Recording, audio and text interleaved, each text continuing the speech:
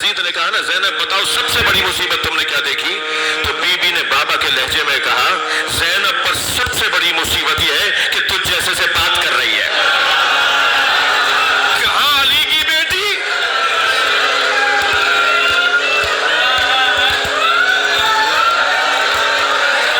अजर कमल अल्लाह, गिरिया हो गया, मजलिस हो गई।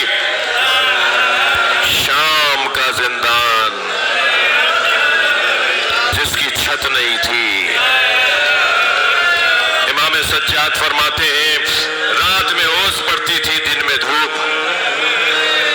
बीवियों के चेहरे बदल के रह गए थे, चेहरे कुमला गए थे, छोटे छोटे बच्चों के हाल गैर हो गए थे।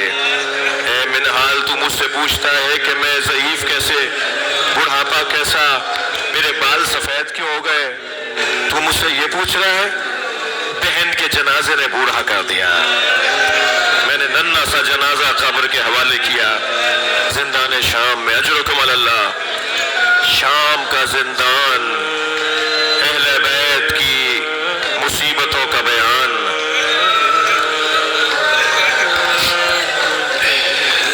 दो सबब लिखे हैं रिहाई के। एक सबब जनाब सकीना की शहादत। सकीना खुद जिंदान में रह गई और अपनी शहादत के जरिए खानदान को आजाद करवा गई। एक और सबब लिखा है, इमाम जिंदान के दरवाजे पर खराबा था ना, रस्सियां बांधी हुई थी, रस्सियां बांधी हुई थी, जंजीरें डाली हुई थी। इमाम जिंदान के दरवाजे पर बैठे, एक शिकारी हिरन का शिकार करके जा रहा है।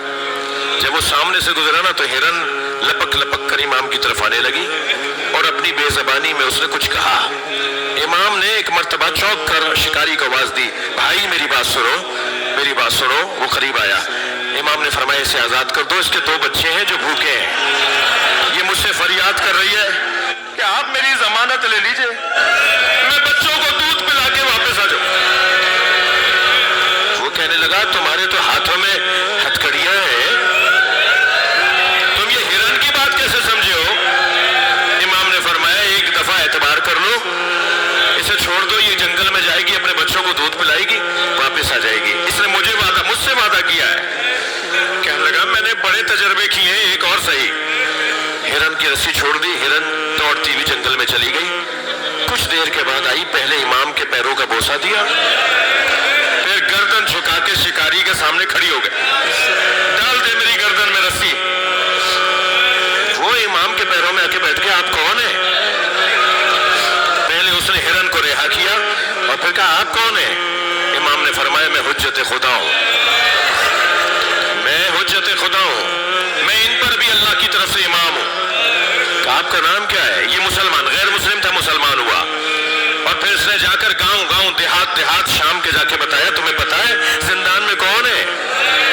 तुम्हें मालूम है किसे असीर किया हुआ है?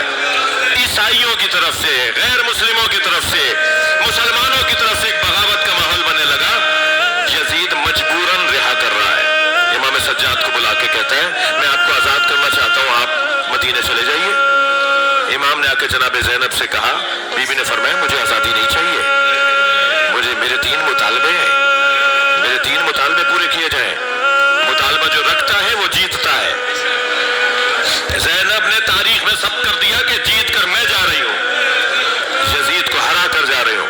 मेरा पहला मुतालबा ये है, मेरा पहला मुतालबा ये है, हमारे तबर्रुकात वापस किए जाएं, हमारे शहीदों के सरों को हमें वापस किया जाए, वो जो चादरें लूटी हैं वापस करो, वो जो जेवरात लूटे हैं वो वापस करो। मेरा दूसरा मुतालबा ये है कि मुझे इसी शाम में घर चाहिए जहां मैं अपने भाई हुसैन का मातम करूं। अजरुकुम अल्लाह। फरमाया, तीसरा मुतालबा यह है कि कोई ऐसा शख्स हमारे हमरा किया जाए जो रस्तों से अशरफ हो, हमें मदीने पहुंचा के आए। जब इमाम सज्जाद ने यजीद से ये 3 बातें की ना, तो कहने लगा कि वो जो पहली शर्त है कि तबर्रुकात वापस करूं, कोई लूट कर कहीं ले गया, कोई लूट कर कहीं ले गया, आप मुझे रकम बता दीजिए, मैं पैसे देने को तैयार हूं। इमाम बैठे हुए थे, खड़े हो गए। इमाम ने फरमाया, तेरे पास वो पैसे कहाँ हैं جو اس کرتے کی قیمت ادا کرے جو میری دادی زہرا نے میرے بابا کے لیے سیا تھا. کہا میں آپ کے دو مطالبات، ایک گھر دیا، 10 دن جناب زینب نے شام میں عزاداری کی، عشرہ کیا ہے پورا. تیسرا مطالبہ، بشیر ابن جزلم کو آپ کے ہمراہ کرتے ہیں، اس کا باپ بھی شاعر تھا، اہل بیت کا چاہنے والا تھا، آپ کا مرید تھا، میں اسے تم آپ کے حوالے کروں گا جو آپ کو مدینہ پہنچا کر آئے گا. جب تینوں مطالبات پر بات ہوئی، گھر ملا، بی بی نے عزاداری کی، 10 دن عزاداری ہوئی. ایک دن جب جانے کا وقت قریب آیا نا تو خبر آئی کہ تبرکات واپس آ رہے ہیں. گٹھڑیاں آنا شروع ہوئیں. بی بی نے ایک گٹھڑی کھولی، چادریں نظر آئیں. ایک چادر کو غور سے دیکھ کر کہا بھابی ام لیلا اجرکم اللہ، اجرکم اللہ، میں مجلس مکمل کر رہا ہوں. بھابی آپ کی چادر واپس آ گئی. ایک اور چادر کو دیکھ کر کہا بہن ام کلثوم آؤ اپنی چادر لے لو. ایک اور چادر کو دیکھ کر کہا بھابی ام رباب آپ کی چادر بھی آ گئی. عزادارو قیامت کا منظر ہے.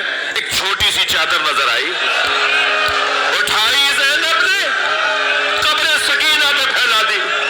سکینہ اٹھو، اجرکم اللہ، اجرکم اللہ. سر آئے، شہداء کے سر آئے. قافلہ تیار ہوا.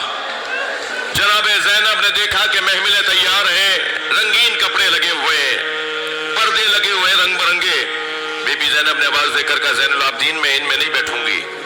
اجعلوها سودا حتی یعلم الناس نحن فی ازائی اولاد زہرا. اے زین العابدین کالے کپڑوں میں تبدیل کرواؤ.